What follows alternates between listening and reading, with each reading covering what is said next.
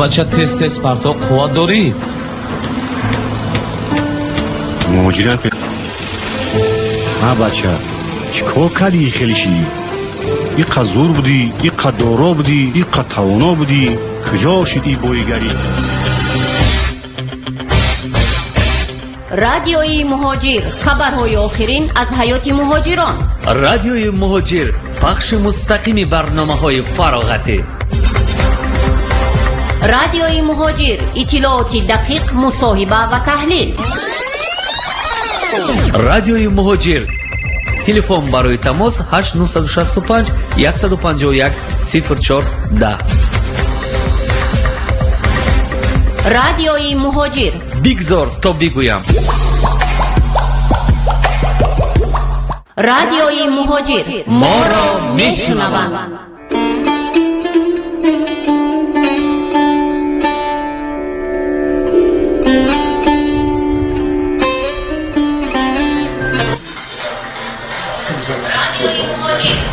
салом алейкум шунавандагони азиз, шомро бахайр бигӯем ба кулли шунавандагони азизи радиои муҳоҷир. Ин радиои муҳоҷир аст ва шумо мустақиман лаззат шунавандаи азизи мо ҳастед.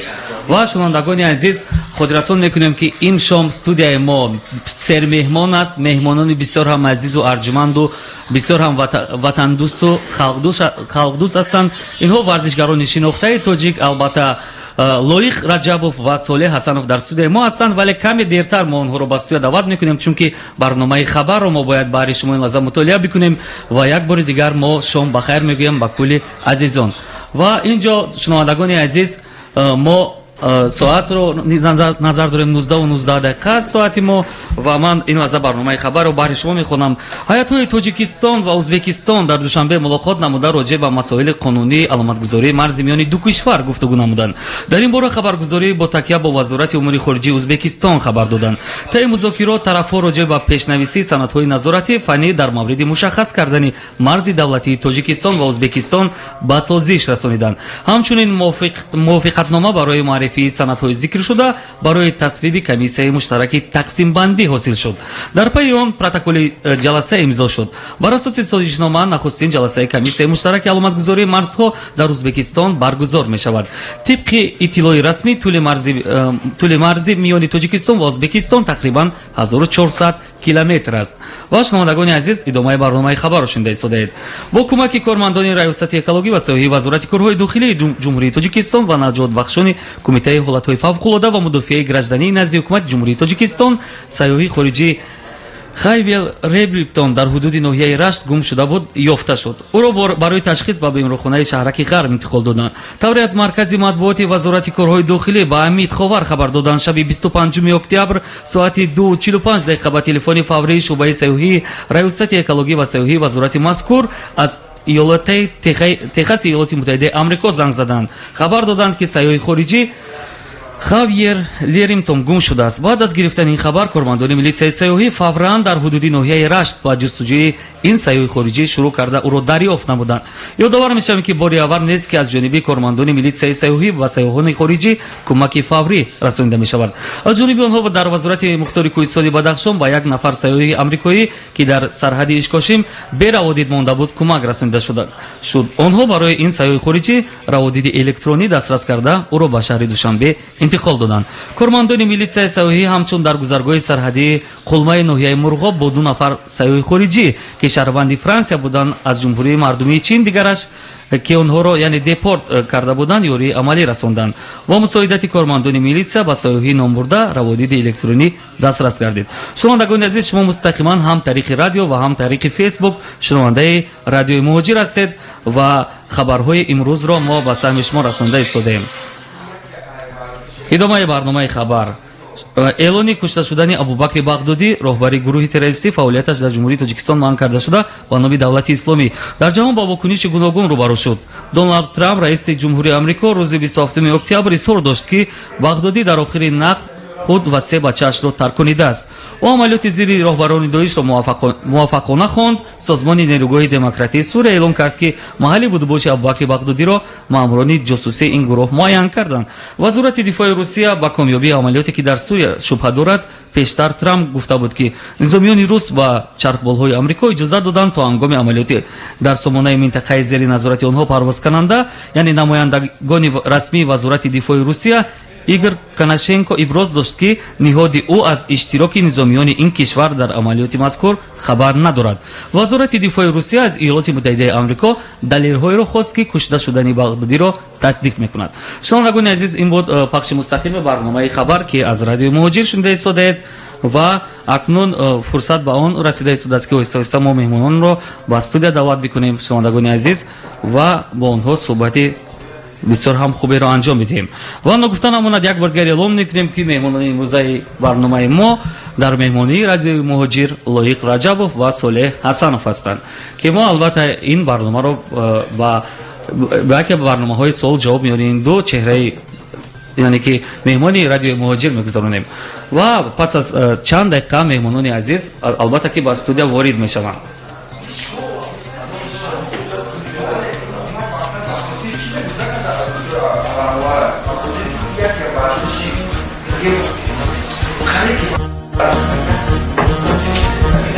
айни замон меҳмонони барномаи мо қарор доранд дар дафтари кори мо нишастанд ва пас аз чанд лаҳза мо онҳоро ба студия даъват мекунем. Инҷо боз маро ҳамроҳӣ мекунанд албатта ҳамкасбони ман Мерзод ва Хусрав, ҳамчунин матлубабоно низ дар канори ман аст. Ва албатта ки як бор дигар такрорам бошад, мегӯям варзишгарони беҳтарини парчамбардорони Тоҷикистони азиз, яъне Лоиқ Раҷабов ва Солеҳ Ҳасанов дар меҳмонии Радиои Муҳоҷир ҳастанд.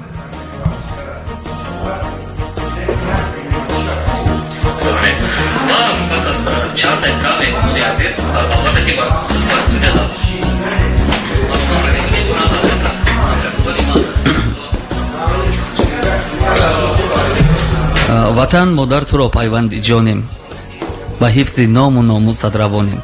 қасам бар номи поки шеди ҳастӣ, ба ҷуз модар ватан дигар надонем. ва албатта дӯстони азиз, пас аз чанд лаҳза вориди студия мегарданд меҳмонони азиз Лоиқ Раҷабов ва Солеҳ Ҳасанов. мо бо онҳо роҷеъ ба ҳаёту зиндагишон, коруборашон фаъолият дорем. роҷеъ албатта ба муваффақияте, ки чанд рӯз пеш насиби Лоиқ Раҷабов гашт. мо воқиф мекунем шуморо аз ҳаёту рӯзгору аз пешравиҳои ин варзишгар. ва албатта оҳиста-оҳиста ҳамкасбони мо низ ворид мешаванд ба студия ва оҳиста-оҳиста мо ҳамсуҳбат мегардем бо варзишгарон.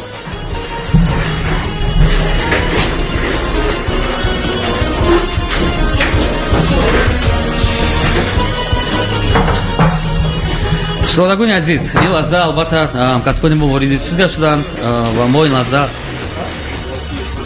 онҳоро истиқбол мегирем.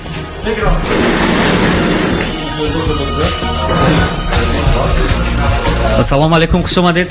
акаи Лоиқ, аз дидоратон хело ва хело шод ҳастем.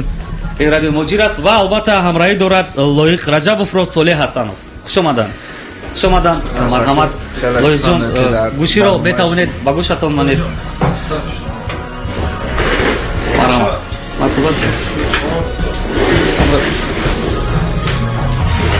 бале.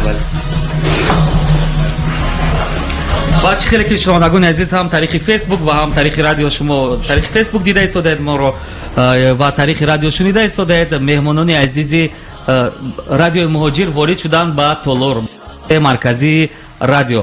ва албатта оғоз мекунем пас аз чанд лаҳза суҳбатро бо ин меҳмонон, яъне ки ман акнун балангӯякро ба ҳамкасбонам медиҳам. инҷо Мерзоду Хусрав низ маро ҳамроҳӣ доранд.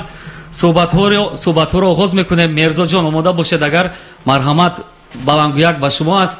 шумо метавонед бо беҳтарин варзишгарон, бо парчамбардорони ватан, бо онҳое ки мо дӯсташон медорем, Лоиқ Раҷабов ва Солеҳ Ҳасанов суҳбатро оғоз кунед. خب حالا شروع کردیم.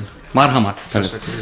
дуруд ба шунавандагони радиои муҳоҷир, дуруд ба тамоми тоҷикони дунё ки ин лаҳза моро мешунаванд ва бо мо ҳастанд. имрӯз дар меҳмонии мо ду варзишгари тоҷик, ду тоҷике ки номи тоҷикро баланд бардоштанд дар арсаи милалӣ, ду тоҷике ки ҳар ғалабаи худро ба миллати тоҷик, ба ватани худ бахшидаанд. имрӯз ҳузур доранд Лоиқ Раҷабов ва Солеҳ Ҳасанов инҷо ҳастанд. хуш омадед ба радиои муҳоҷир. ташаккури зиёд, хеле хушҳолам ки дар барномаи шумо иштирок дорам. албатта ин як мотиватсия аст барои мо ки мо дар ин мақсад дар ғарибӣ бо ҳамватанон ҳамсӯҳбат мешавем, садои моро мешунаванд ҳамватанон. мақсад боз мисли мо дигар ҷавононе ки ҳастанд, шояд ба онҳо ягон мотиватсия дигар тияд, шояд илҳом бахшед. бале. хуб, шумо чанд рӯз пеш омадед ба Москва?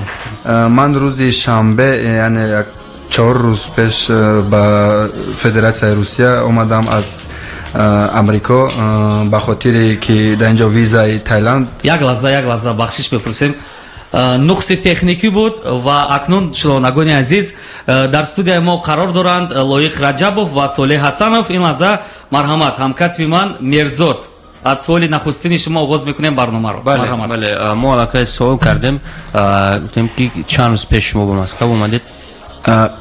тақрибан 4 рӯз пеш ман ба Федератсияи Русия омадам аз амрико ба хотире ки дар инҷо виза Таиланд аз худ кунам. баъд ба Таиланд рафта тамрини худро дар онҷо давом дода ба чизи муҳорибаи дар пешсода, баъд аз он ба амрико сафар карда, дар онҷо ки рӯзи 31 декабр баргузор мегардад, рӯзи мақсад соли нав. дар онҷо ба хости худо мехоҳам ки ҳамватанони худро шод кунам. албатта ин барои яъне камарбанд аст муҳориба. барам рафта хуб тайёрӣ дидан дар кор ба ҳам хотир омада ман инҷа. шумо тариқи ҳавопаймо омадед ба Москва? бале. умуман роҳ чӣ хел буд? роҳ, албатта роҳ ин дафъи аввал нест ки барои ман ба хотири ҳамин бале мушкилӣ нест. мумкин аст гуфтан ки омӯхта шудам ман, ба хотире ки дар муддати 6 моҳ ман қариб ки намедонам як 7-8 маротиба парвоз кардам, бале ё зиёдтар. ман чанд соат парвоз давом мекунад? парвози охирини ман аз Лас Вегас то Лос Анҷелес тақрибан 1 соату 30 дақиқа буд. баъд дар он ҷо ман 4 соат чиз мунтазир шудам, чизи ҳавопаймои навбатиро. баъд аз он ҷо мақсад капитани чиз эълон кард ки 10 соату 50 дақиқа, лекин ман фикр мекардам ки қариб 11 соат зиёдтар. бале, парвоз кардед. агар ҳамагӣ ҳисоб кунем тақрибан 18 соат фикр мекунам ҷамъу ҷамъ то мебарад. ҳар вақте ки ба Тоҷикистон сафар мекунам 3.5-4 соат аст. дар назарам хеле тӯлонӣ метобад, вале 11 соат. офарини шумо. хуб, шумо Солеҳ Ҳасанов ин рӯзҳо бо кадом корбор машғул ҳастед? мо дар шаҳри Москва ҳозир тамринро давом додастем.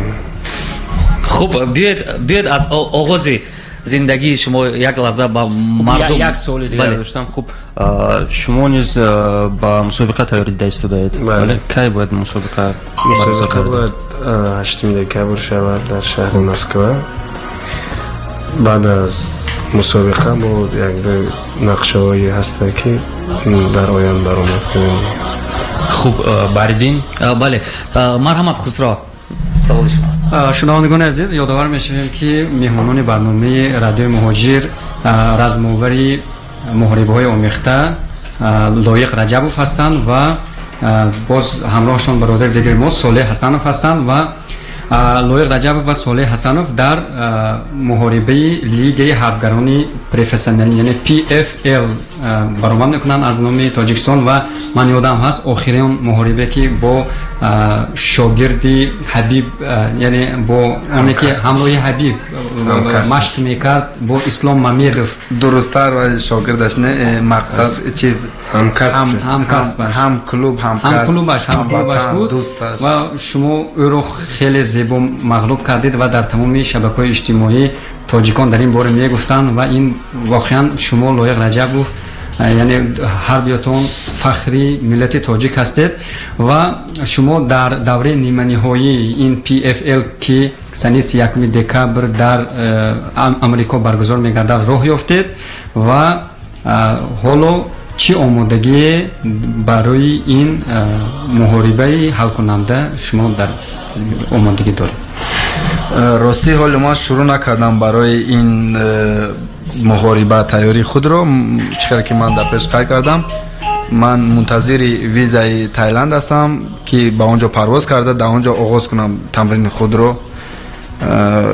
иншоалло ман фикр мекунам ки аз ҳафтаи дигар ман дар Таиланд мешавам, и тамрини худро дар ҷо оғоз мекунам. сабаби интихоби давлати Таиланд барои тамрин аз чӣ иборат аст? рости ман ин дуввумин бор аст ки ба Таиланд сафар мекунам, ба хотире ки якум бор рафтам, дидам дар он ҷо ҳамаи ин шароитҳо дар як ҷо мақсад чиз кардагӣ, муҳайё кардагӣ ба ман писанд омад. баъд дар он ҷо варзишгарони касбӣ бисёранд. мо метавонем ки бо муҳорибаи мақсад ба тайёрии ҳамдигар кӯмак кунем. аз ҳамин сабаби асосияш аз ҳамин ки дар он ҷо варзишгарони касбӣ хеле зиёд, мураббиёи касбӣ хеле зиёд. ин барои мо муҳим аст ки дар ин хеле атмосфера, дар хеле чиз тамрин кардан. агар хато накунам, шумо агар ғолиб биёед дар муҳорибае ки дар пеш истодааст, шумо соҳиби $1 миллион амрикоӣ мешавед. ҳамин аст?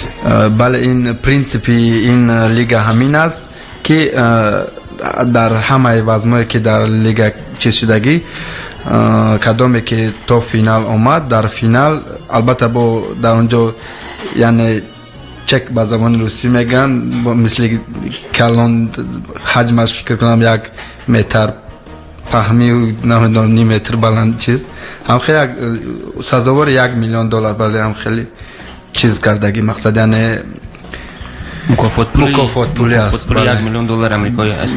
ҷамъ камарбанд.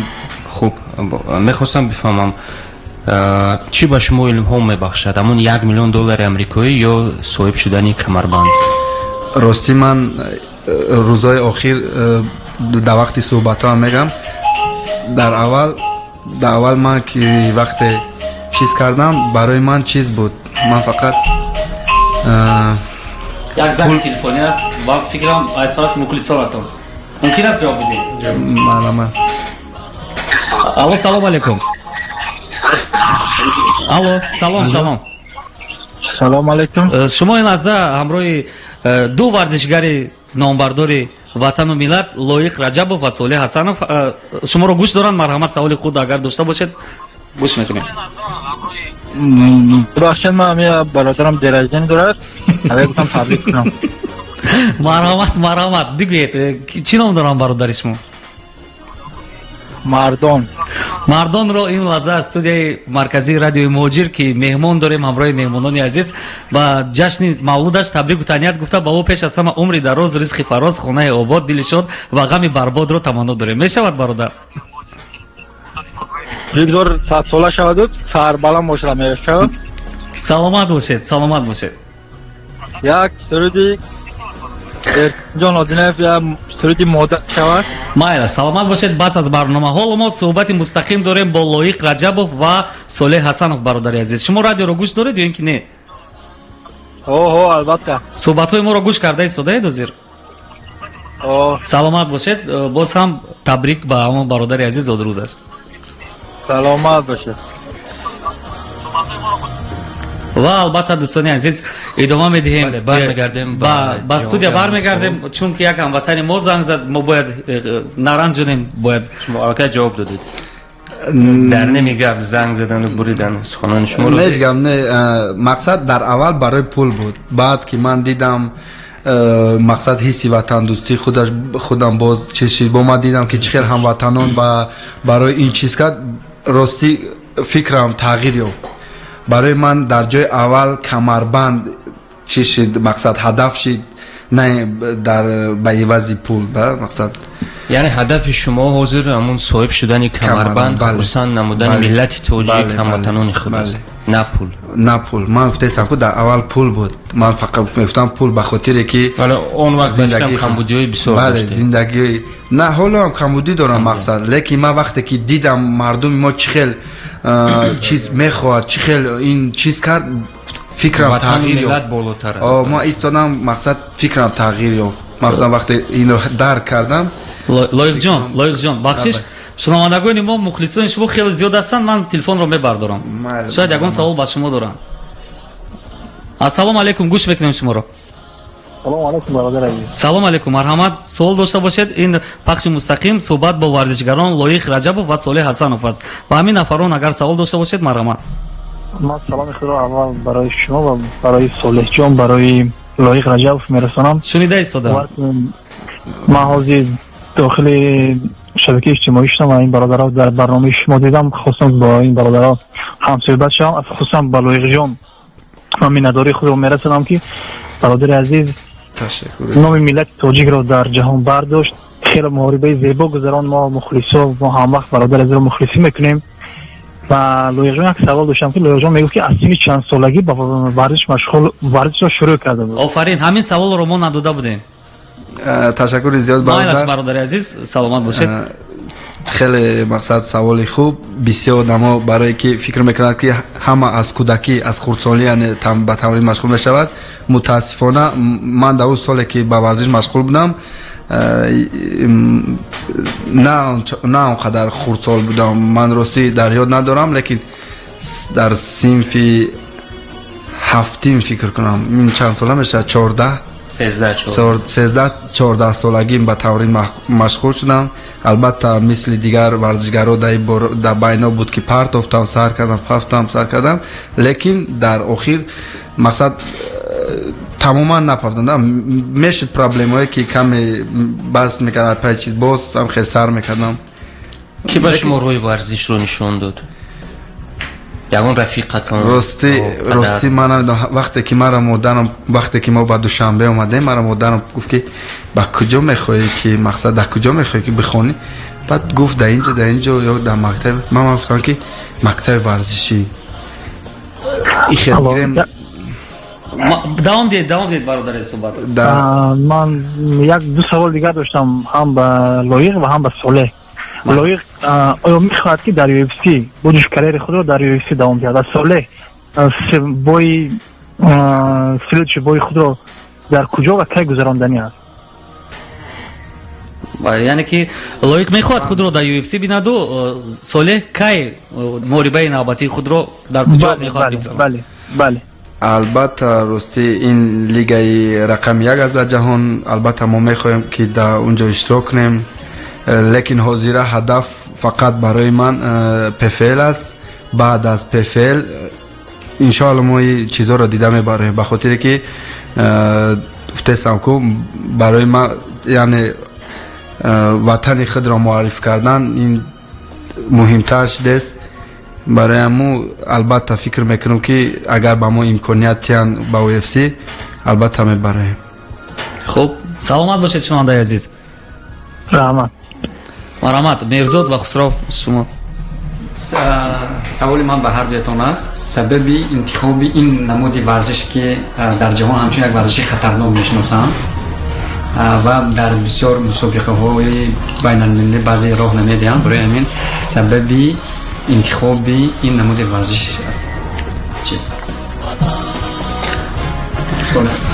سببی راستی شاید من مقصد بسیار مختلف شدم که در من مقصد این یک ورزشی چیز نمیتواند مقصد چه فهمیم نه چیز یعنی خطرناک نمیتواند، به خاطر که فهم وقت آدمو فکر میکنن، لیکن دیگر چیزا رو اگر فکر کرده برای مقصد انالیز کرده برای از دیگر چیزا مقصد ما بسیارتر چیز میایم، یعنی خطر پیدا چیز میشود. نه از چیز میشه این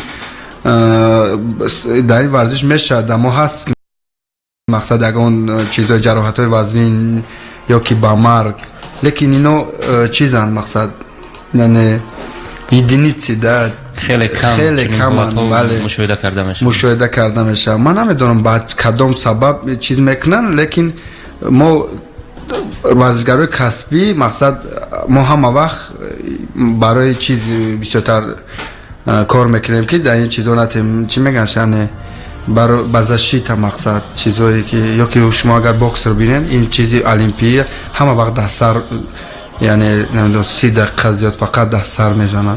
دما هست که خوب میکنی در اونجا تو مقصد چیزی مشتی ضربه سخت دادن نمیتونی، میتونی که در اونجا لطی یک اونجا با همین چیز میتونی که محاربه رو با انجام رسونی. مقصد خود ورزشگر وابسته. بله من میبینم که من اگر یک چند مقصد ضربه برای به خود چیز کردم در کردم مقصد میتونم سراز حالت پارتری کار کنم که من خود حمایه کنم خپم یا اگون چیز هست. این از به نظر من این خطرناک هست، نه اونقدره که مقصد مردم یا اینکه اگون چیزها فکر میکنه انالیتیکایی که نمیدونم چه خیلی ورزشی باشه. سوال داشتم باز با همون صالح حسنов چی سبب شد که شما همین نمود ورزش رو انتخاب کردید؟ ما خودی گوشتی مشق میکردیم، بعد که گوشتی انجام کردیم یعنی تموم کردیم خواستم که ورشم کدام نمود گوشتی طرز آزاد گوشتی یا مشق میکردیم، بعد خواستیم که تموم کنیم سامبوی محاربوی یا سامبو فقط سامبو زودو مشق میکردیم. بعد تموم کردیم یک دو چیز دعوت میکردن در محاربای آمیخته چی میگن چمپیونات ریسپوبلیکا بود، اونجا برآمد کردن وزنی مطلق ده سزاوار جای یکم شدیم. بعد چند فکر رو در سرم اومد، مثال دوام تیم یا که نه دوام تیم. بعد یک زال دعوت میکردن اونجا یکم روزی در آمدن با لویق شناسیدیم سال 2012 یا 13 شما دوستان دیرینه هستید؟ بله اونجا شناسیدیم، با اونجا تمرین دوام دادیم رفتیم دیگه برآمد کردن.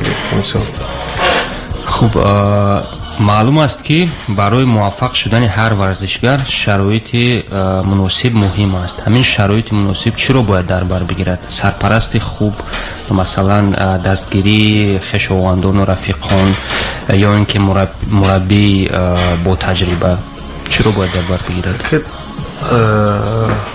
در همین نمودی ورزش MMA خوبتره که اول مثال سرپرستی خوب باشد، بعد مثال ترینر دریافت کرده میشه وقتی که سرپرست باشد. بعد از طرف اویله هم میتونن که تر مصلحت بتن نستروی که خوب بتکننده. خوشبختانه ما در سرپرستی خوب حالتی لویق راجبov قربانوف ما باید سوی کلوبی اکبر. شما همه وقت سرپرست داشتید یا اول به سرپرست برآمد میکردید؟ به سرپرست برآمد میکردیم. وقتی مسکو آمدیم بعد ما را شناس کردن و مقصد دوام دادیم چیزمونو کاریرای چیزمونو مسابقه‌مونو. ما تشکر میگوییم با اون نفرانی که ورزشگران رو دستگیری میکنن. چیزی که شما گفتید آقای حاجی جبور یکی از صاحبکاران هستند که همه خدمتاشون بهر ورزشگران است، بهر پیشروی خلق و وطن دور از وطن، خلق دور از وطن بوده. خب صالح جان بعداً از سال 2012 شناسایی پیدا شد؟ نه خیر 12 یا 13 چی خوبی ها رو دیدید از طرف لویق راجبov؟ چی کمک ها بود اون در سمت ورزش؟ راستی در یک تریتور همگوی میشده زندگی میکنیم و پالیتکنیکم در 65 میکرورایون در وقتی که ایزلی دینامیت میبر اومدیم ای کلیلیم اوجا مشروط کردم نبود تو 80 را گپ کردم می اومدیم گپ میزدیم ده هگو مسئولیت اومد لویق میداد برای چی که پیشتر ای ما سر کرده بود. این سال یکم چی در برای گوشتین با ما ایدم میگفتیم که یکم همه خیلی گپ میشید بیسا وقت یاد نبیاریم اکد لویق خطی چی بگم مشق کردن همه وقت خوبه به خاطری که اپچم خوب بود همه وقت خیلی که ورزشگر کم هم بود در ریسپوبلیکا 2 دونه 3 دونه 4 دونه هم بگیم مثال لویق همه وقت هم قوتی خوب داشت هم تکنیک خوب داشت ҳам характери хуб дошт ки мақсад бо ин мешуд ки машқ карда ягон ҷо рафта ягон ҷо гап зада ягон чиз карда ба ҳамин хотир баъди машқ доим мо ҳам суҳбат карда мерафтем то мақсад хона. яъне ки бо ҳамон тавсияҳои лоиқ нест шумо корро дар варзиш идома додед на дар самти варзиш. Ак машқа сар карда будам бо хай лоиқ хати мисол иловагӣ шудан мегирифта дар ҳами процесси машқо. кӯмаки дӯстона дар самт. мақсад мо якдигар мисолига аз ҳама вақт мисол мегӯянд ку бо мо як чиз аст намедонам чӣ меша замурвасан 100 дона боше я нодон пурс мегӯянд мо мисол якдигар маслиҳат ягон чизе ма пайдо накунам мисол мегӯям и мақсади ҳам таҷрибаи хуб дора дар бораи гӯши хатя ман аз зудо саркардагӣ лекин қариб ки ман тамоман зудо разӣ аз чизам яъне аз якдигар ягон чизро ҳама вақт меомӯзед. бале беҳтарин. як суоли дигар доштам. аллакай мо фаҳмидем ки мақсади асосии шумо дар муҳорибае ки дар пеш аст ин соҳиб шудани ҳамон камарбанд асту хушҳол кардани тоҷикон аст пеш аз ҳама. вале агар соҳиби камарбанд ки шудед ҳатман соҳиби пулам мешавед. мо хуб мегӯям ки худо ки ҳамон шумо соҳиби пул шавед. агар соҳиби $1 миллион амрикоӣ шавед пулро ба куҷо сарф хоҳед кард?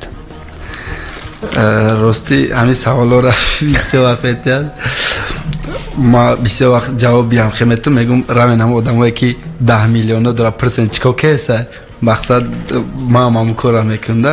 албатта рости барои беҳбудӣ кардани якум мақсад дараҷа беҳбудӣ кардани сатҳи зиндагии худ сатҳи зиндагии мақсад оилаи худ баъд мебинем боз шояд ягон ман ҳама вақт идеологияам хел чиз дорам мақсад барои ягон чизи нек да фикре надорам. бале фикри ман худам ягон чизи бахшиш ба забони русӣ мегӯям кайфи сафои хел чизо барои ман шикам бисер максимум ягон ҷо мақсад тамошо барои ман кифоят. беҳтарин. оиладор ҳастед шумо? бале оиладор соҳиби 3 фарзанд. шумо чи акай соле? дуюм фарзанд. беҳтарин. як савол омадааст аз WhatsApp. саидчон навистааст ки савол ба ҳарду варзишгарон ягон протеин истифода бурдагӣ ҳастед? бале протеин рости протеин ин яъне мақсад бисёр одамо агар нафаҳманд ин белок метуни белок маънаш сафеда мақсад ин чихеле ки ташаккули мушаккок. бале на ин ки мушаккок вақте ки одам дар тамрин аст хастагиро камтар ҳис мекунад кадом ҳисоб ки аз ҳисоби уҷа чизои дар килои минералу мақсад чизо ҳаста ҳар чиз мешавад. шумо ки дар муҳорибаҳо аз номи клуби акбар намояндагӣ мекунед ҳамин дар бораи клуби акбар камтар маълумот медодед киҳо машқ мекунанд?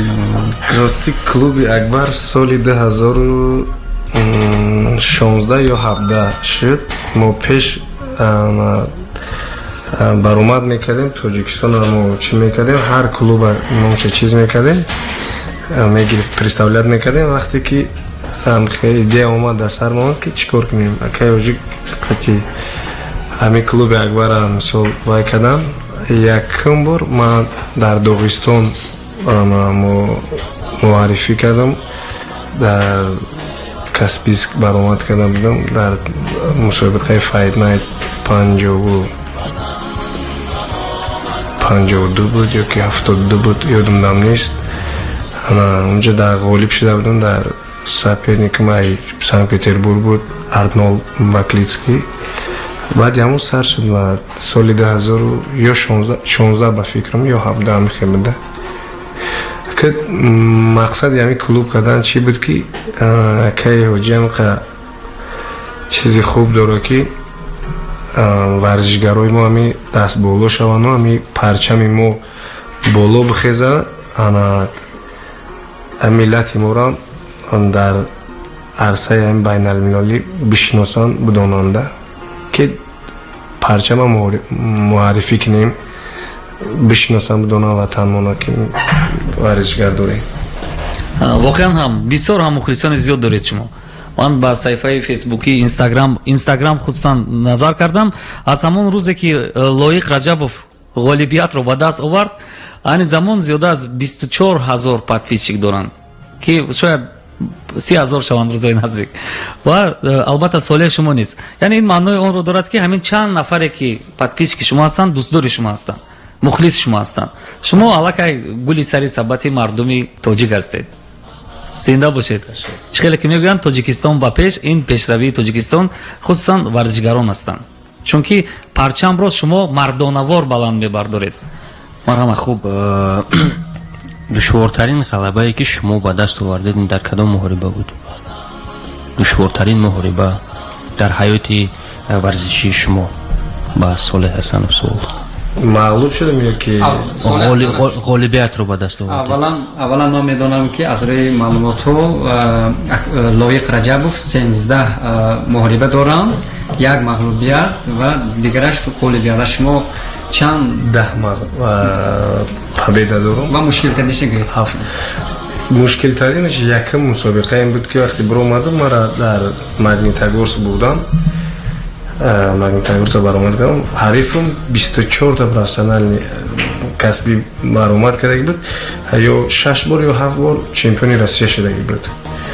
ما یکم بار برو اومدم، حسابی که اوپت نداشتم، از همین خوبی چیز بود که این از گوشتینای تاجیکی که برآمد میکردیم پوبلیکا را دیده بودیم، خودمون کم ترجمه نکردیم، اونجا برآمد کردم، لیکن خوشبختانه دست پیدا شدیم. یعنی 10 محاربه داره نه؟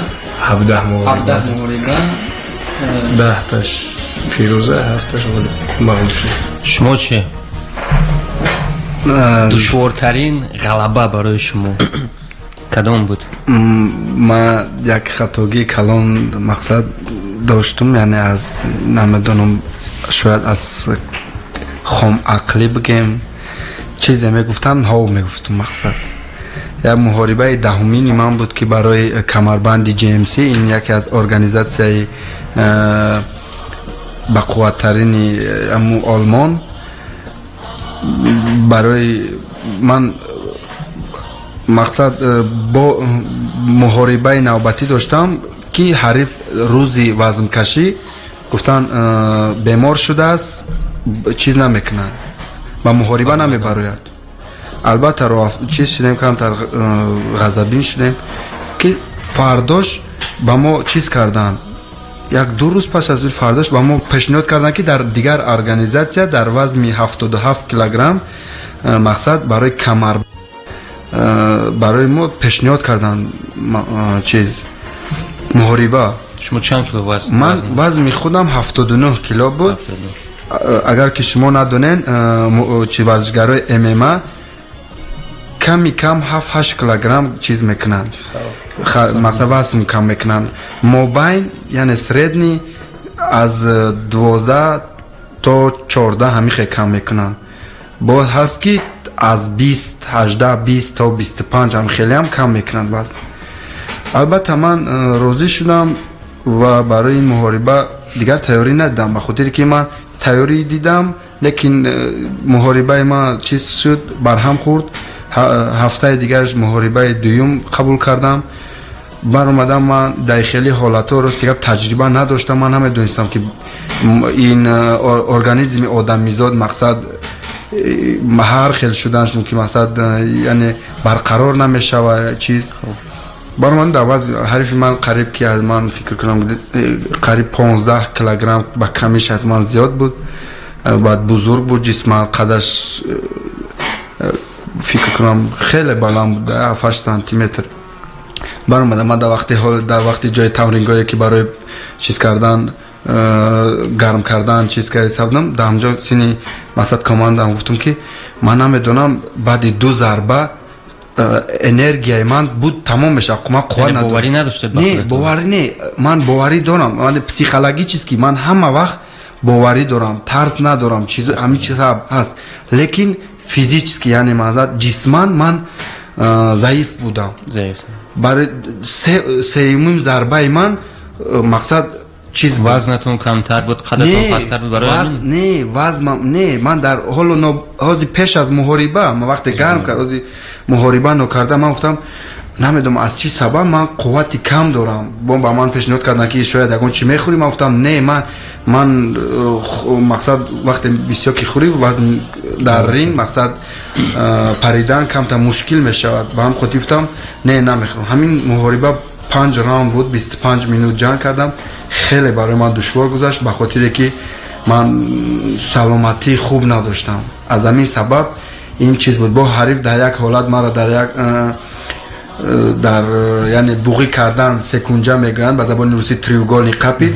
дар ҳамун ҳолат ман ҳис кардам ки ман баромадам, кам 2-3 сония саҳро баромадам. қариб аз ҳуш мерафт. бале, ман баромадам. ман фикр кардам дар кадом лолазоре давидестам. ами кашидестам, як баромад, як мақсад ҳуш дар сарам омад ки мебинам дар болои ҳарифам. бо давом додам. ҳам хеле ҳолат шуда. агар шояд 1 секунд ё 2 секунди дигар каме дигар ман агар дар ҷо дар мемондам, шояд аз ҳуш мерафтам. хуб, чун дар бораи вазнкашӣ ҳарф задед, то вазнкашӣ варзишгарон худро сабуктар мекунанд мувофиқи ҳамун меъёре ки муайян шудааст. шумо 79 гуфтед ё 77 гуфтед? Ман вазни албатта ҳоло ман аз 80 боло шудам, 81-82 килограмм, ба хотире ки намедонам иштиҳои ман хуб шудааст ё ин ки дар амрико шумо медонед дар онҷо яъне порсҳои чиз медорад. хаб ин муҳим нест, вале мехостам бифаҳмам, масалан вазн кашидӣ, баъди вазн кашӣ аллакай метавонӣ ки чанд кило вазн мегиранд то оғози мусобиқа, аз ҳамон баъд аз вазн кашӣ? ман рости гап дигаронро намедонам. ман худам 7-8 кило камил мегирам дар як шабона рӯз. бале, 30 соат вақт айда. дар 30 соат 7-8 кило. шояд зиёдтар ҳам мешавад. ба хотири мо пеша барои ки баъди вазнкашӣ фақат мехӯрем. баъд рӯзи муҳориба рости камтар субҳона хуб мехӯрам. баъд ҳаракат мекунем ки дигар абед ҳам камтар ҳаракат мекунем, чизое ки тез ҳал шаванда, масалан чӣ шавам хеле хурда ба сабук да. барои мо дар ринг камтар чиз кардан муҳим аст. агар мо ҷода шикамро худ пур кунем, дар ҷо парида ва давида намешавад. лоиқ, вақте ки ба ринг мебароед, аввалин фикр дар сари шумо чи аст? рӯпарӯтон ҳариф аст? ҳарифа дидан мегирад, дар назар калон тофтан мегирад. аммо пеш аз ҷанг, пеш аз мориба, бале, мебиниш ҷанг меги намедонам, шояд ҳама дошта ки мада дам ҳарифа мебиним, او میگم کلام دایا که خیلی در خود دا بعد یعنی که بعداً اون فریاد و دوده که مخلصان داد میزنند اون چی حسیت میدید با شما؟ راستی یعنی همین در یک چیزی حالت گیبناز میگیرم من شاید من از حساب کسبی بلند ندارم در این حالت چیز کردن نمیتونم یعنی چیز من فقط چیز میشم با زبان روسی تاثیر داد تو فقط در همون حریفی خود میشم فقط همون را چیز کردن میگیرم تو مشکلیش تو یک چسب و چسب شدنه نه بعد آزاد میشه بعد چسب و چسب که شدی آزاد میشه که مقصد من یگان ضربه اگر با خود چیز کنم ترسم گم میشه تو یک رسوندن کمتر چشم چیزه باقی هم یگان ضربه که با خود سر دادی از همه اصولی که آسان‌تر است برای شما معرف رو مغلوب ساختن کدام اصول است؟ راستی من هم خوب گوشتین میگیرم گرپلینگ خوبم هستم شاید گوشتینگم گرپلرم مقصد مشزنی هم در سطح مابین باشد لیکن من خوب میکنم لیکن از سببی که من حس میکنم که ضربای من قوی‌تر چیز مقصد با من همه وقت ترینرها میگوید که تو مثل از خودت وزنهایی که یک مرتبه دو مرتبه بالاتر از مثل همونها ضربه میزنی بعدتر همین فکرها در چیزی ماشید با من وقتای اخیر فقط مقصد در یعنی دست و پا خطر دست و پا کمتر کار میکنم در مقصد دستای که بگیم یعنی استوی که شما زور هستید ضربه دستی راستتون با قوت‌تر است یا چپ دستی یعنی زبانی روسی خاطر ریاکسیا میگن نمیدونم دست ریاکسیا چپم خوبتره لیکن دستی راستم وزن میره این محاربه آمیخته در تمام جهان مخلصان زیاد دارد مثال اگر گوید داغستان رو با حبیب میشناسن و با کلاهش شما هم که از تاجیکستان نمایندگی میکنید وقتی که در مسابقاتون من دیدم وقتی که غالب میآید با هم پرچم تاجیکستان هم توقی تاجیکی که دارید میپوشید این البته فخر تاجیکستان است و مخلصان خیلی این را دوست میدارند من گفتنی هستم که چی مشکل های ورزشگرانی که با این نمودی ورزش مشغول هستند چی مشکلی های دارند یعنی ورزشگران تاجیک راستی من میتونم فقط از تن خود مقصد جواب دهم من بسیار مشکلی های مقصد وزنی در این ساحه در این راه در این چیز دیدم از اول نه سرپرست نه اینکه مقصد نه در خونه نه در چیز یگان کس مقصد چیز نبود طرفدار نبود هست که در هر یک خونه هست یک پدرش یا یک مادرش یا یک تاغاش میگد را جان یا که چیز که نبودم من همی کدام قطیوا خوردم در دست یک چیز داشت میکوبید گرد پرت و اینا هم خیلی میگفت خیلی فقط همی چیزا در یادم است با البته بودن آدمایی که میگفتن لیکن سخن قطعی مقصد بسیاریاش فقط چیز میکردم اومدن شکستن مقصد چیزها عضوها استخوان‌ها مقصد چیزها موشک‌ها کندن در این ساحه خیلی مشکلی بود بعداً که من وقتی حالت در وقتی در آلمان بودم در اونجا تمرین میکردم در اونجا البته مشکلی هم بود لیکن چی خیلی بگم در یعنی که با زبانی روسی میگن که وجوالی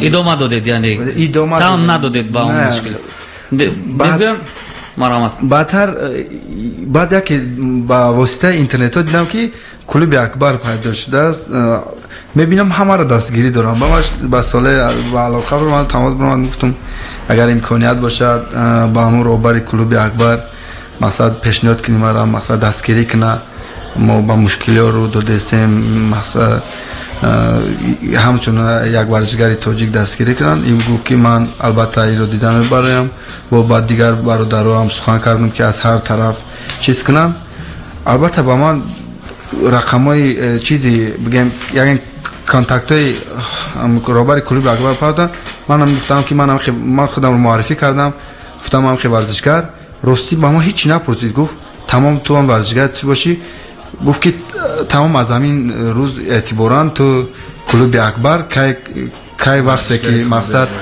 کی وقتی که چیز شای اون پروبلم هاشی تیاری شید ما تیار چی مشکل های حقوقی هست مثال شما یک بازیتون مثال در نیویورک میشه تمرین میکنید در تلند مثال مسئله های ویزا مسئله حقوقی یا اینکه بستن شرطنامه ها همچنین چی مشکل های حقوقی هست که یک ورزشگری که با این نمود ورزش تمرین میکند روبرو میشه من راستی بسیار در غریبی تمرین کردم در هر جا بعد بسیارتر من اعتبار میدیم که با ورزشگران کسبی که بود در مقصد در صحنه عمومی جهانی مقصد اشتراک میکنن چیز میکنن همین چیز کردم با ما چیز نمیرسد مقصد یعنی یک تیمی خوب کامنده خوب یک همین خیلی نیست من فکر کرده برام میرسم من وقتی امریکا میرم البته حالا پیدا کردم برادران خود رو که در اونجا با ما کمک میدن لیکن باری اول که من رفتم من حس کردم اینا که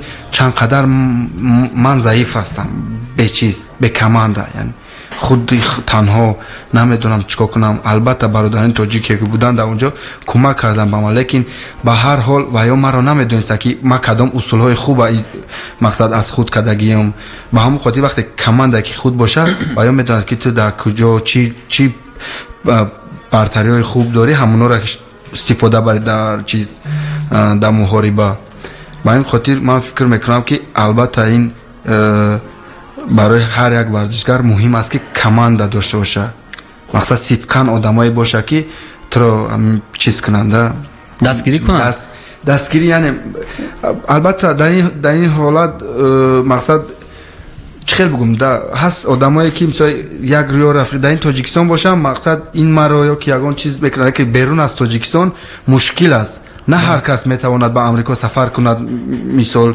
برای دستگیری یا اینکه برای کمک бале ман фақат як чиз мегӯям ҳоло ки шумо яъне ки шомил ҳастед ба клуби акбар бале изҳори сипос мекунам аз номи ҳамаи кормандони радиои муҳоҷир ба акбарҷон қурбонов ки ин қадар дӯстдори варзишгарон ҳастанд баҳри ободии халқу ватан пешравии тоҷикистони азиз кӯшиш мекунанд шуморо дастгирӣ мекунанд як бор дигар азо раҳмати калом ба акбарҷон қурбонов ростӣ медонед вақте ин чиз гуфтен ман идеология ин клуб чихел ин яке аз муҳимтарин чиз аст идеология ин клуб то он дараҷаи варзишгаронро бардоштан ки соҳиби ягон обрӯ иззату ягон молу ягон чиз шуд то ҳамин дараҷа баъд аз пеш мақсад идеологияшон ки ҳамчун варзишгароне ки мисли мо дар ҳамин хели чизо дучор мегардан мушкилиҳо бардоштан ва яъне дар ивазаш ягон чи не фақат бардоштан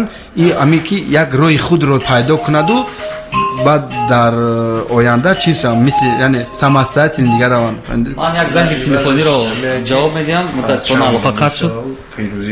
бале ба халқу миллат ташаккур. анакнун мегузарем ба Солеҳ Ҳасанов. биёед аз нақшаҳои шумо ин бохабар шавем. чӣ нақшаҳо доред? мисол то он моҳорибае ки шуморо интизор аст чӣ кор кардани ҳастед? дар куҷо мемонед? дар тоҷикистон ё ки дар Москав? ман дар Москва тамрин кардистам, Москвада зиндагӣ кардистам. мусобиқа дар Москва мешавам, ба ҳамин хотир ҳаминҷо тамринро давом медиҳам. дар Москав мемонед? бале бале.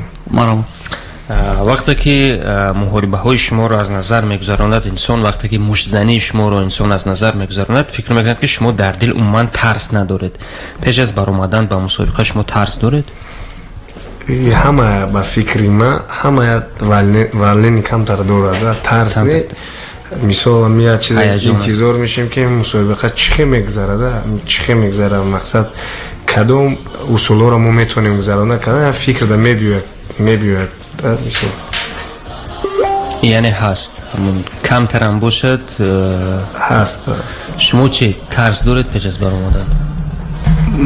тарс бале одаме ки ақл дорад ӯ тарс дорад, лекин тарси медонем ма тарс аз мағлуб шудан, не ин ки аз ҳариф. аз ҳариф наметарсед? аз ҳариф наметарсам тамоман. ман фикр бисёр вақт худам ба худам фикр мекунам, агар 10 нафарам барояд наметарсам, лекин фикр мекунам ки аз тарс масъулият зиёд аст, миллату халқ асту ҳамин чизо. бале фикр масъулият ба ҳамин хотир аз мағлубият метарсам. мисоли гап бале метавонад ҷисман асту чиз бошад қавитар, мақсад тактику техникаҳои вай хуб, ин албатта болои ту як чиз меорад, чӣ мегӯянд, преимущество чиз туро мағлуб. аз мағлуб шудан метарсам. ман намедонам ба хотири чӣ, хеле яъне чӣ мегӯянд эҳсосоти нохубе чиз шудан. ман рости гап вақте ки ман мағлуб шудам, ман бисёр одам гуфтам ки ман ин мағлубшавиро қабул намекунам, ба хотире ки албатта ман ғолиб нашудам, лекин мағлубам нашудам. баъд гуфтам ки ман чиптаи ҳавопаймои маро гирен, як 2 рӯзи дигар чиз кунед ба ҳаққи партем, ба хотире ки ман як ниёҳро сайругашт кунам, каме ғамам барояд, баъд ба хона сафар мекунам. аммо мағлубият ба шумо чӣ дод? ягон дарс дод? мағлубият албатта мағлубият ин дарс мешавад, ба хотире ки вақти мағлубият چی شد بعد آدمیزاد در فکر می‌دارد. وقتی که غالب میشه آدم فکر نمی‌کنه. همه وقت خوشتوند پیش نگاه کرده دیگه هر روز جشن میگیره میگرده. وقتی مغلوب میشه البته وقتی مغلوب هم میشه دیگه درگیر اطراف آدم کم میمونه. بعد فکر دام میزنی غمگین وقتی آدم در این حالتا بعد یعنی چیز میشم چه بگم کم تا مدیریتر میشه ده. به همون خاطر البته ما فکر کرده برام اومدیم که در کجا ما خطا کردیم چی باید خیلی شد. البته یک چیز شده برای ما. بسیاری ورزشکاران بعد از محاربه خود را به یاد میارند و فکر میکنند که در کجا به خطاگی راه دادند، در کجا مثلا کدام کار رو باید انجام میدادند ولی انجام ندادند. شما نیز فکر میکنید درباره خطاگی خودتان؟ البته من اگر شما که اگر من رو بینید در تمرینگاه چخیل مقصد یعنی سپارینگ میگن که محاربه چیزی میکنم بعد در رینگ این دو چیز تماما دیگرن با یک دیگر چیز مقصد در چیز میبره کمتر از هیجان از چیز از اتمسفری که همون چیز است کمتر بله سر و سیما میشه در خطاگی اشتباه خطاگی بسیار میشه به همون خاطر برای ما کماند خود داشتن خیلی مهم است که اونا میدونن که تو کدام چیزا رو خوب میدونی در اونجا با تو چیز میکنن یعنی مصلحت میکنن تو رو هوشیار میکنن که تو این رو کن بسیار دام اهمیت ده و یا چون کار نمیکنن همون ترینر چیزی گفته است هوایی هم میکنن بله گفتم میستن اونجا بله در اون حالت آدم کمتر از حساب هیجان از همین چیزا کم با خود نیست ده لایق همون محاربه شما رو کی همراهی میکنه مثلا شما میروید با محاربه کی هست همون کماندای شما حاضر عین حال راستی من کماندای خود در امریکا چیز کنم معرفی در امریکا مرا محمد جان نعیمов هم با شما بوده در همون بله این در محاربه اخیر مرا محمد جان نعیمов و برادرم مقصد برادری خونی نه و برادری بیشتر از خونی این عظمت صوفیف این ورزشگری کسبی ورزشگری طرز آزادی خودمون این 10 سال مقصد چمپیون تاجیکستان در محاربه‌های طرز آزاد عظمت صوفیف اون کس مرا چیز میکنه معرفی بعد محمد زاروخ عداشف این برادر از ازبکستان سمرقند این هم تاجیک برادر خود ما خیلی برای من در محاربه یکم دوم خیلی اینو عظمت با که زاروخ در اون حالت من قریب که یکم کس رو نمیشناختم بله زاروخ عداشف بله همون کس هم میبینم همه وقت با همون توقی تاجیکی و با همون جامعه برآمد میکنن بله خیلی خیلی پسری یعنی زنده دل است راستی از حال ما فقط میواد خبر میگیرم میگفت که یگان کمک کنم برای یگان چی در کار است میگفتم نه برادر رحمت عظمت همراه هم است چی مشکلی باشه مقصد این باهوده گرفته است که یگان پرابلم شد البته چیز که بسیار شخصان خوب با محمد هم شناس شدیم البته پسر خیلی خوب خیلی ورزشکاری امیدبخش مربی شما کی هستن؟ مربی این خیلی چیزی که ندارم لیکن من در نقشه دارم که یگان مربی خوب پیدا کنم به خود و ورزشگرانی که با این نمود ورزش مشغول هستند زبان انگلیسی رو خوب میدونن زبان انگلیسی شما در کدام سطح است یعنی هم لایق رجبوف هم خیلی که با زبان روس میگن نیز پلین تو صحیح навак ягон зубор ягон ҷо мерем раҳгум намезанем да худмон гап мезанем навак нуд яъне ки оғоз кардед ба забон омӯзӣ бале ман камтар аз худ кардам забони олмониро мутаассифона аз олмон баромадам боз чиз кам дар вақти дар амрико будам бисёр ҷо медонам ба ҷои англисӣ ягон калимаеро мисол аз худ кардагӣ будам медонисту یک کلمه از انگلیسی میگم دیگه با آلمانی میگم میرم و ایران میمونه که با کدام زبان گفتم خب مرحمت اگر یگان سوال دیگر باشه بله شخصانی که با شما در امریکا و در تایلند تمرین میکنند میدونن تاجیکستان در کجا جایگیر است من نام همین کشور رو میدونم راستی در تایلند بسیار از همین اسنگ بسیارتر بعد از اروپا از اسنگ از اروپا البته بسیاری هست نمیدونن از اروپا قریب کی نمیدونن تاجیکستان میگی نمیدونن خیلی اسنگ خودتون میدونن که تاجیکستان میدونن در دیگه با هم خاطر که میگم مشاهد با واسطه MMA همه شما میدونن که با واسطه MMA حبیب داغستان رو مقصد ما در آلمان مقصد تو از کجایی من میگم از تاجیکستان میگه داغستان میگم نه تاجیکستان میگه داغستان با او را مجبوری بفهمونی که این جای سنترال نظر میگه میرم. یعنی همین نمود ورزش میتونه تاجیکستان رو معرفی کنه در جهان. من باوری کامل کردم، گفته باوری کامل میتونم گفته که همه ورزش‌های همین چیزی ما را جمع کرد. یعنی مقصد ورزش‌های چیزی مونه میاد 10 تاشه. یعنی من که یا MMA جواب شمیته، من به خاطر MMA تمرین میکنم، با او خاطر نمیگم. این فقط مقصد رفته بینین گوشتینگیر یا که اون چیزی. البته فوتبالیست این فوتبال این چیزی چی دارن که ما برای فوتبال ما 11 تا ورزشکار خوب باید پیدا کنیم. بله. برای این یک کس میتونه که چیز کرده. مثلا اگر در فوتبال این ساله سخت باشم اساس باشم سرانو کمانده پیش نمیره. خوب البته اثبات این سخن‌ها اونی است که همان شبیه که حبیب جنگ کرد تمام دوشنبه به پا خسته بود تا سحر خون نرفت. یعنی نشون این اثبات اون است که این نمود ورزش در تاجیکستان مخلصان زیاد دارد و در جهان نیست و شما امکان دارید که سنه 31 دکبر تمام تاجیکستان رو در جهان باز یک بار دیگر معرفی کنید. من یک سوال داشتم در اینجا، رقیب شما رقیب برزیلی که در 31 دکبر 2019 شما با جنگ خواهید کرد، نتان نام شولت نام دارد بفرمایید. شما حالا آمیختید این ورزشگر رو و چی وایه دارد، چی صنعت جنگی دارد آمیخته ایستادید حالا؟ نه حالا ما شروع نکردم، برای که من خواستم غلبه خود رو چیز کنم. وقتی که شروع میکنم با تمرین بعد مقصد از خودکنی آموختن حریف رو شروع میکنم. حالا نه نکردم. ولی بسیارتر ورزشگران برزیلیایی در جوجیتسو خوب زورترانه قوی. البته این رنگی که گوشت چیزی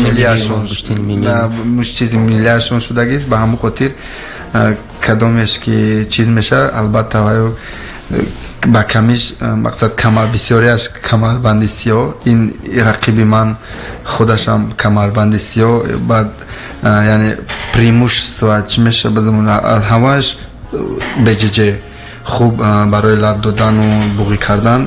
مقصد چیز تجربه خوب داره. از همین سبب ما هم باید در این چیزها کار کرده و خطاگی راه ندیم. اگر خطا نکنم هر دوی شما مکتب میانه رو در دوشنبه ختم نموده اید؟ البته من مکتب ورزشی بعداً از آنجا 2 سال آخر در مکتب 77 که در نایه فردوسی جایگیر است در آنجا خواندم. خوب باور دارم که در اون وقت‌های شما هم مردم صنف به صنف خوب همون طلبه ها صنف به صنف زن و زنی میکردند و حتی مکتب به مکتب هم نیز زن و زنی میکردند. تقریبا همین 1 هفته پیش البته 2 جوان جون خود رو از دست دادند. یکیش 18 ساله بود و یکی دیگرش 20 ساله. جوانانی که در دل هزار آرزو هوس داشتن اونها رو خوب در همون شهر با کارد زدند و از همون جراحت ها جون خود را دادند. از نظر شما ورزش میتواند پیش همین گونه حادثه ها رو بگیرد؟ البته میدونی از همین از چه سبب سر میشه؟ من فکر میکنم از سبب بیکاری، از سبب چیزی.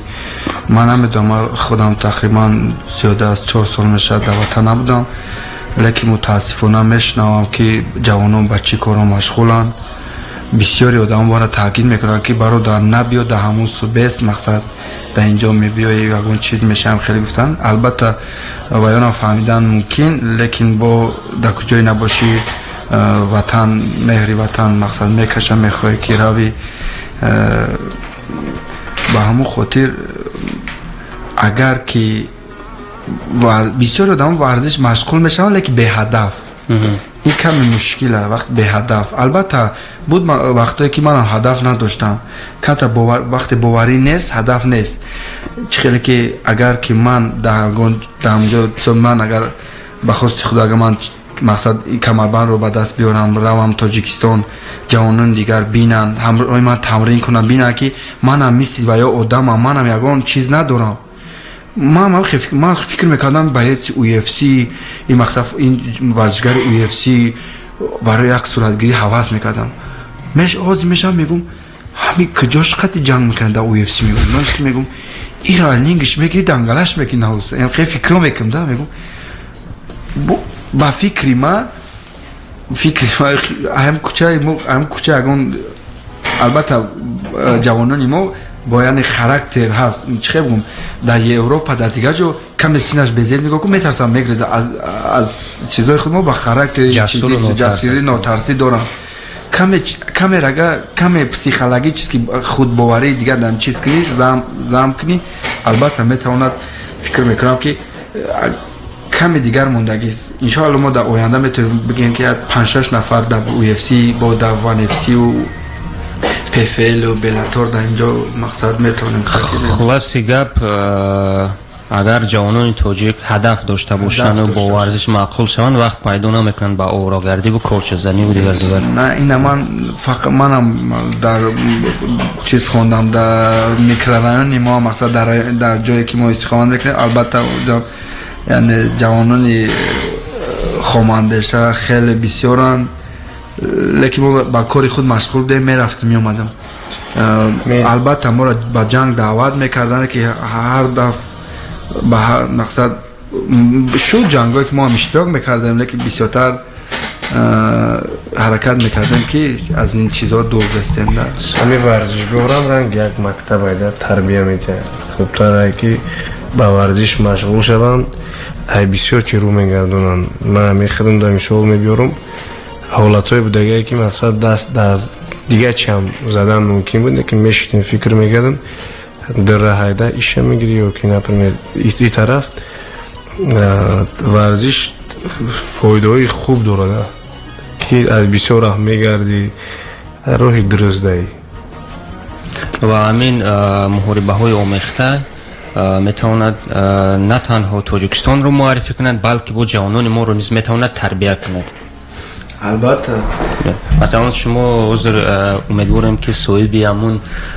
کمربند میشوید شما که وقتی به تاجیکستان آمدید شما البته یک نمونه میشوید و کسی شاید یگان جوان پیدا میشود که بگوید که من نیز میخواهم مثل لویق رجب باشم و البته پیدا شده است در پیش خود البته هستم می نویسم برای ما مثالی که می نویسم که ما تا همین وقت و مقصد باوری نداشتیم به خود وقتی که تو رو دیدیم در این مرتبه در این چیز میکنی البته برای ما یک موتیواسیون شده ما باوری پیدا کردیم این یکون چیز مشکلی نیست برای چی میگم بسیار کم با ما تمرین کنن و یا را باوریاشون دوچند میشود و حس میکنه که ما هم یک آدم و ما هم یک جای مقصد ضعیفی دارم جای چیزی دارم یکون چیز نیست فقط کم تا باور کرده صبر بسیار آدم بودن که من میگفتن که یکون نوشاکه اسپریتی بسیار وقت چیز میکردن انگار جوده من میگفتم که ای اسپارتسمن تا نمیخره ای اسپارتسمن تا نمیخره لیکن بسیار وقت میگفتم اگر برای سپورت باشه من چون چند بار چند بوچکش خود دادم البته من چه که مادرم کم تا چیز بود تربیت کرده بود ما چه یعنی کم تا اسلامی دم نمیخواستم من بسیار وقت از همین فکر میکنم که همین چیز ما رو خیلی از چیزی راه گردوندم مثلا به راهی بد گردوند ما نباشد بود حالتایی که در ممکن بگم در کلوبا چیز یعنی سکیوریتی یعنی پاسبان مثل چیز کار میکنم در چیزا اخیراً نمیگم به زبان روسی حالتایی بود که بسیار محافظ بله حالتای بسیار بودن که ما چیز میکردن مثلا شوکی یا اسپریتی یا اینکه چیزهای مستاورده ولی شما که در همون چارچوبی خوب مدنیت تاجیکی تربیت یافته بودید از همین چیزا دست نمیزدید به همین چیزا بله راستی من فکر میکنم که برای شخصا برای من یک چیزی کلان این چیزی من داد این دینی من داد از فرصت بله این دینی من برای من یک چیز داد که من دیسیپلین را قپیدم اگر شاید من فکر میکنم اگر من اگر کم چیز میبودم شاید من نمیدونم شراب نوشی کردم چیز کردم میگم برای که سست اراده میبودید اگر بله برای ورزشگر اگر یکی از در این چیزا دست زند من نمیدونم وقتی هم ورزشگر در همین حالاتو دست میزنه خود اداره کنی تماما که از اون میرود امیر ما مشاهده کردیم ورزشگران همین خیلی وقتی سر کردن دیگر برگشتنشون خیلی مشکل است خب از فرصت استفاده برده با همون جوانان که امروز ба орагардӣ машғуланду ба занузанӣ дар кӯчаҳои шаҳр машғуланду ба корткашӣ машғуланд, гуфтаниам ки зурии худро дар майдони варзиш нишон бидиҳед ва биёед мисли ҳамин шермардони тоҷик хуб дар муҳорибаҳо иштирок кунед, ба ватану ба халқи худ хизмат кунед ва номи миллати тоҷикро дар арсаи байналмилалӣ хуб муаррифӣ кунед. бале биёед якчанд саволи охирон медиҳем, чунки суҳбатамон тӯлонитар шуд, варзишгарон низ вақт кор доранд. Шояд як саволе доштам. Миллати мо шоире дорад лоиқи бузург ва иншоаллоҳ шумо низ лоиқи тамоми миллат мешавед ва варзишгаре мешавед ки ҳам миллат бо шумо фахр мекунад ва фахр карди сода соз дар оянда дар ҷаҳон номбардори миллат мешавед ва баъд лоиқо бовар бикун ту лоиқи дунё шудӣ мегӯем. ҳамин сабаби номи шумо яъне лоиқ ин аз устод лоиқ вобастагӣ дорад, яъне таърихи номатонро мегуфтед кабе. лоиқо нолоиқон баҳри ту лоиқ нестанд, қадри лоиқро надонанд, лоиқи дил нестанд. лоиқ яъне арзандаву писандидаву меҳрубон. ташаккур зиёд. ман намедонам ростигам ман лоиқ ҳастам, лекин ман худро ҳис намекунам. ростӣ ба ман мегӯянд туи хел чизи ватан. албатта ман ҳаракат кардистам, лекин ман ҳоло ягон кор накардам барои на ватани худ, на ягон чиз. ман ози чӣ бигӯм, шояд ягон вақте ки ҳаракат мекунам, ягон вақт кам мекунам, лекин ози ман чӣ ки ба забони яъне считаю, что ман ягон чиз кардам. шояд ҳаст одамое ки айма бисёртар кардаги, лекин паси парда мемонанд. иншоалло ҳаракат мекунем ки ягон чиз кунем, номи лоиқ сазовор ше. инҷо ки шумо аз лоиқ сухангӯӣ кардед ва гуфтанӣ ҳастам ки агар ӯ лоиқ аст, лоиқи дунё, магар чун лоиқе ояд ба дунё ва мо боварӣ дорем ки шумо лоиқи замони худ, лоиқи дунё, лоиқи ҳамаи мо мегардед, лоиқи чӣ хел гӯям, боиси ифтихори ҳамаи мо мегардед. ин касалакай боиси ифтихор ҳастанд. ташаккур. умедворем ки ҳамун камарбанд насибашон мегардад ва аз тамоми тоҷикон хуб хоҳиш дорем ки ин бародари тоҷики моро, ин ҳамхуни моро дастгирӣ кунанд ва бо ӯ бошанд дар ин лаҳзаҳои бисёрам хуб муҳим. ташаккур зиёд. бале худо кунад ки 31 декабр ғолибият насиби шумо шавад ва тамоми мардум он рӯз ҳам соли навро ҷашн гиранд ва ҳам хурсандӣ кунанд бо ғолибияти шумо. ва мо барои ин ба шумо пеш аз ҳама муваффақиятҳо таманно дорем. ташаккур. албатта. марҳамат. охир сухан ба Солеҳ Ҳасанов чӣ гуфтанӣ ҳастед дар охири барнома, дар охири суҳбатамон ба баҳри шунавандагони Радиои Муҳоҷир? албатта марҳамат. саломат бошанд, сарбаланд бошанд, ҳамватанони мо ҳар ҷое бошанд. ва ёдовар мешавем ки Солеҳ Ҳасанов низ муҳориба доранд дар